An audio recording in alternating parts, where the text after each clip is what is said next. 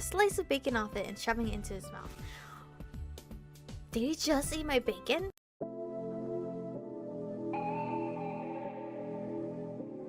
We're born in the moonlight.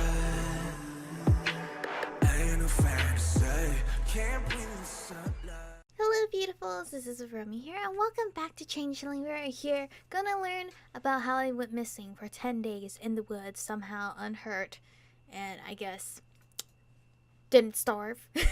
I've been missing for nearly 2 full weeks, and newspapers were running dramatic and hopeless stories. There was speculation about whether I was a runaway or if it was a ploy for attention. After all, it had happened to me before. There were search parties out every day looking for any sign of me. My parents were heartbroken. Again. Spencer was out with the search party one evening and got separated from them. They heard his scream and feared the worst, but he ran out of the woods a short time later in hysterics, clutching at one of his eyes. I totally forgot about his eye. Then I walked out after him in a daze, but unharmed. They never found anything wrong with his eye. He lost his vision in it, but no one knew the reason. He was saying a lot of crazy things at the time. No one knew if he'd hit his head or maybe he'd gotten attacked by a stray cougar. And again, I didn't remember a thing. There was a lot of public interest in the incident due to the fact that it was the second one involving our family, and me specifically. People loved mysteries and had given them one. If I wasn't making it up, and I wasn't, then what sort of trauma could give me amnesia twice? No one could do anything but speculate endlessly. My family tried to get on with life, but it hadn't been easy, more like impossible. There had just been too much stupid speculation and skepticism. At school, there were rumors that we'd both done the whole thing for attention and Spencer's injury was fake. That he had a psychotic episode and tried to kill me. Whoa, it was a mess, and so we just left. Ugh, why am I thinking about this again? I shook off all those odd negative thoughts. It was years ago. People had forgotten. Everything was going to be fine. I stacked the empty boxes off to the side on the opposite side of the room. I set up my painting things. The cabinet for my art supplies was nearby, and I quickly stacked everything inside. The sunny room was going to be perfect for painting. It even faced north. I love that they remembered that when they picked this room for me. Michiko, are you finished yet? I'm nearly done. Give me a few more minutes. I turned my attention to my small library of old books. I had all the classics, all used and worn and beautiful. And of course there was lots of Shakespeare. It only took a few minutes to get the books on the shelves. I'd try to organize them properly tomorrow. Once I finished unpacking, I gave my room a satisfied once over before heading downstairs to help Mom unpack the kitchen. Excuse me. What should I do with the boxes in my room? We'll have to figure out what the recycling pickup schedule is so we can crush them and set them out. For now, just leave them. Okay. Meanwhile, can you set these out on the back porch? She motioned a few large empty flower pots near the table. No problem. When you're back, I have a few things for you to take to the basement. Yay. Why is Spencer not helping? Come on, hurry it up. Okay, Captain. I hefted the stack of pots and managed to wobble my way to the back door with them. Navigating their door handle was a bit interesting, but I managed to get outside without breaking anything. I set them down near one of the brick columns and looked across the overgrown backyard. Something interesting caught my eye and I hopped off the porch to go investigate. At the back, in a little hollowed out area near the fence, was a large ring of white mushrooms with round caps. A fairy ring! I smiled as I crouched down and poked one of them. We'd had one at our last house too. Dad had tried everything to get rid of it, but it was very persistent. No matter what he treated it with, it always came back. He wouldn't be happy about it, but for some reason, I liked having it there. Oh, look at me, I'm so pretty. Is there like a way to I guess not. Oh, I didn't mean to do that, but hide this so we can see this photo. Guess not. I smiled slightly, remembering playing with Spencer in our previous backyard. We played tag, and whoever made it inside the circle first wouldn't be safe. Or we'd lay inside it and pretend we could see the fairies dancing on the mushroom tops, or playing in the tree branches. How big is the ring? Or how small were we? I took a long, deep breath. I'm so glad to be back. What are you doing out here? What do you want, Spencer? I sighed and stood carefully brushing off my jeans. Why does he always have to sound so angry? Mom has more work for you to do. You know, if you have time between daydreaming and communing with nature, is it possible for you to speak to me like I'm a human being? It would be if I was sure you were a human being. I hated the way he always said things like that with a completely straight face. Very amusing. I assure you that sisters are indeed human. Brothers, however, I'm not sure about that. Normally one would assume he hadn't meant it literally, but I could never tell with him. Just inside. Which eye is blind? I'm assuming he's blind in one eye. As he turned away, he snapped a foot out, kicking over a few of the mushrooms. We're gonna stay calm. I'm sure we could be angry at him, but they're gonna grow back. Why did he always try to ruin things just because I liked them? I wanted to get angry, but then we'd just fight, and I didn't want to fight with him anymore. I took all my self-control to swallow down the irritation. I stared at the broken fairy rings and bit my lower lip. You know, in stories, fairies tend to get pretty ticked off if you mess with their stuff. A strange look passed over his face, sort of confused and fearful at once. What the? Because it's a fairy ring? That's what a circular formation of mushroom is called? Whatever. I feel like I attacked him or something in the woods, and he tried to save me because he saw me probably, and he's like, sister, and then I turned around and I'm like some horror type of thing, and yeah. He stalked back inside, leaving me by the broken fairy ring. I looked down at the crumbled mushrooms lying in the broken bits on the grass. They'd grow back. It was stupid to care. I hated seeing something pretty messed up for a stupid reason. I hated that he had to ruin everything like some kind of creepy assassin of joy. I shoved my hands in my pocket and headed back inside. There was a quiet rustle of dried leaves behind me, and I glanced back. There was nothing there. Probably a squirrel or something. Casting one last glance at the fairy ring, I stepped back into the kitchen, prepared for a list of chores to complete before dinner. I was just glad Dad was already talking about ordering pizza instead of trying to cook. That night I had a vivid dream, and it was a sense that I was looking for something and that I had to find my way home. There were tall trees stripped in emerald moss and groping branches that reached to the sun. There's a faint singing, childish voices whose words I can't make out. It was a dream that left the taste and smell of warmth, wet earth in my mouth as I woke. The smell quickly faded and was replaced by that of bacon and eggs as sunlight warmed my eyelids, beckoning me to wake up. I love how the clothes change our main characters too, because like some people won't add that detail, but they did. I rolled over and snuggled deep into my blankets. Mom was already up. I could hear her downstairs talking to Dad as she cooked breakfast. The walls are thin then. The trickle of sunlight against my eyelids coaxed me out of sleep and warmed my face.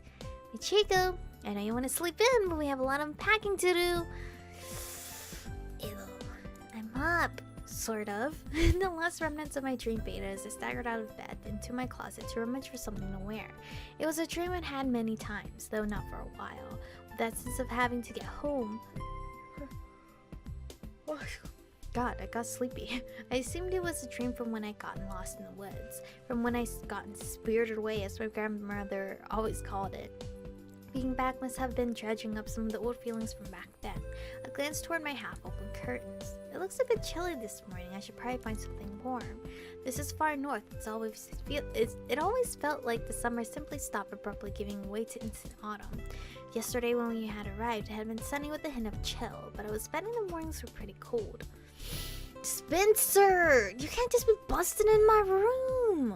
What if I did that to you? Hey! Mom says to stop fooling around and get your butt up downstairs. I'm stay upstairs. And then I jumped out of my skin when he just walked into my room. In response, I snatched a stray sock and threw it his way. I'm getting dressed, you creep. Then shut the door. Fine. You're the one that came into my side. I marched across the room to slam the door in Spencer's face. I threw my clothes on and wrangled my curly hair into some semblance of a ponytail. Not exactly the height of stylishness, but we still had unpacking to do, and Mom could be a slave driver. Function over fashion or whatever.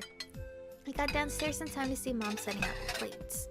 First, breakfast in the new house. Well, you really went all out. Bacon, eggs, even pancakes, and glorious, glorious coffee. Dad walked by munching on something and Mom scowled at him. Sit at the table if you want to eat. Too busy. He's so cute. He reached for another piece of bacon, but she slapped his hand. He just grinned at her. As soon as she turned away, he grabbed the bacon and shoved it into his mouth, then fled the room. I rolled my eyes at them and was about to sit when Mom yanked my breakfast away ruthlessly. What? What do you mean? She pointed to several garbage bags in the box by the door. Uh-oh. You said you'd take them out last night and didn't. The bags go to the bins out front and the box goes to the tool shed out back. Both of them. Before breakfast. Mom, I'm hungry. I'm a starving girl that needs food before I can do all this. I crave sustenance. I made sad whining noises and pulled at her for the plate, or for my plate. She wasn't buying it. Spencer swung by the table and took my plate out of her hand, snatching a slice of bacon off it and shoving it into his mouth. Did he just eat my bacon? Like father, like son. Thanks, Mom. Looks delicious. That's mine, just so you know. He sidled past me, holding the plate just out of reach.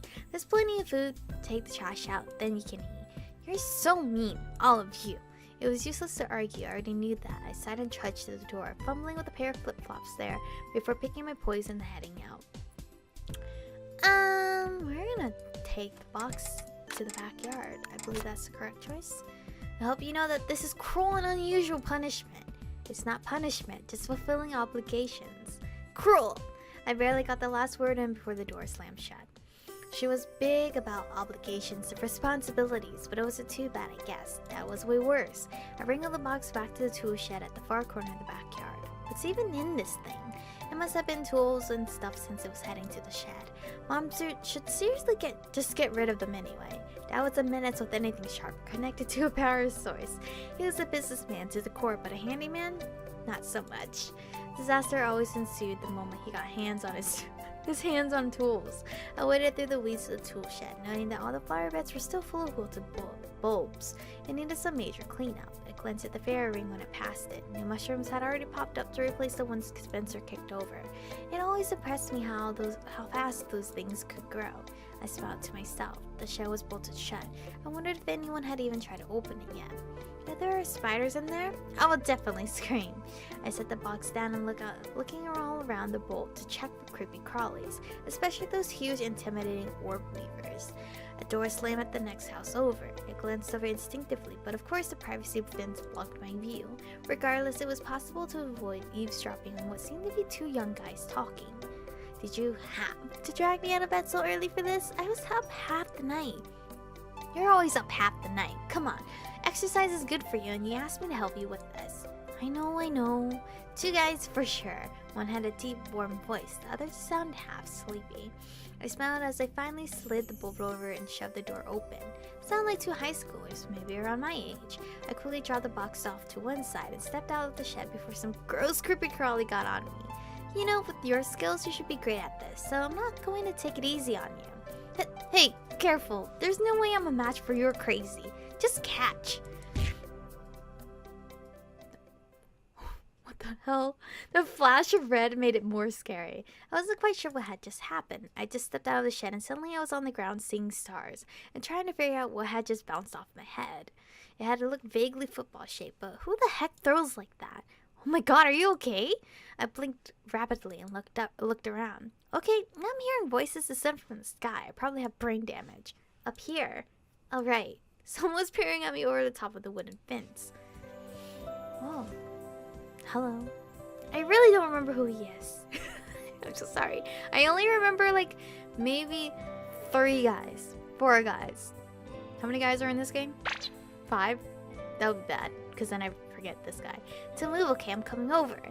Lots of rustling, suspicious movements later, and a huge dark-haired guy swung over a tree branch and into my yard. Wow.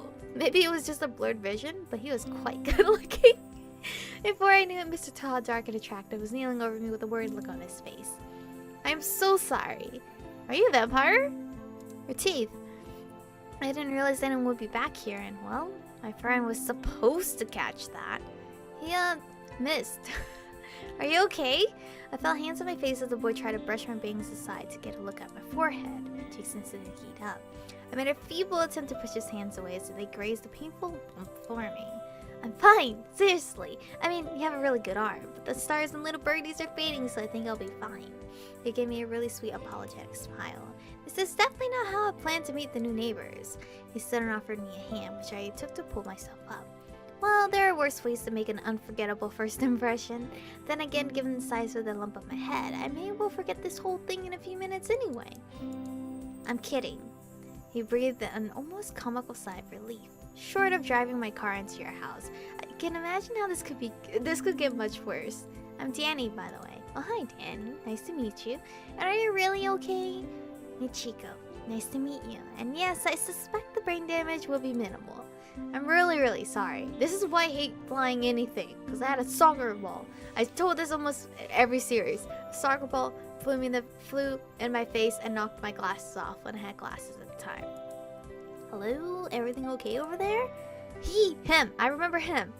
Another head, I didn't remember his hair like that. Maybe I'm fusing people together. I have bad memory. Another head popped over the fence. This one belonged to a pale purple-haired boy, definitely the sleepy head. Oh, hello there. This is my friend Elliot, though most people just call him Mozzie. He was supposed to catch that. I smirked up at the boy dangling over the fence. Good job. He returned the smirk with a silly grin. Hey, playing catch with the quarterback this morning was not my idea. I'm sorry though, you have a huge bump on your head. I touched my forehead and winced. Yeah, that might need some ice. With luck, it'll get me out of helping unpack the kitchen.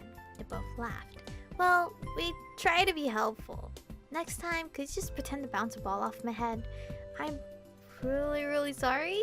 I said it's okay. I still feel bad though. It's fine, I'll live with minimal brain damage. Most likely. He's just feeling awkward. We both looked at the purple-haired guy who was still peering down at us from the fence. So, not to interrupt, but I was just wondering. I mean, I guess you'll be starting school around here soon? Yeah, Monday. We're both seniors at Stone Circle Academy. You? Oh, cool. My brother and I are seniors too. We'll be starting there on Monday. That's where we went before we moved. So they're my age. 17, 18? Nice. You used to live here. A few years ago, yeah. We're moving back to be closer to my grandparents. Gotcha. So you and your brother are in the same grade. Twins. You'd lucked out though. I'm the good one. Spencer's evil. You'll... those shit. What the hell, Michiko? You're supposed to be helping out, not flirting with the locals. Ah yes, great timing as always. What if I told you that I'm not straight? I wouldn't be flirting with them, Spencer. Finish up out there and get back inside. Mom's looking for you. Well, he fits the evil part. I wasn't lying. I glared at the house as Spencer's head of auburn curls vanished back into the kitchen. See? Evil. Sorry to interrupt your unpacking with flirting, especially when it entails nearly knocking you unconscious. I'll make it up to you sometime. It's not a big deal, though I want to objectively aim for my brother's head next time instead. I mean, since you like being so helpful. Knock him out, please. And I'm so over time, so I'm gonna save it here for today. We met 2 of the boys. I really don't remember if there's 5 or 6 boys, but I remember the other ones. One is named William. And William was the one I found spoilers for, scrolling through Twitter. So, I'm really upset about it. I'm trying to just see how that goes. But anyway, thank you guys for watching today's episode. Stay beautiful, and I'll see you guys in the next one. 조금 어렵겠지만 언제라도 난 여기 서 있어 편하게 생각해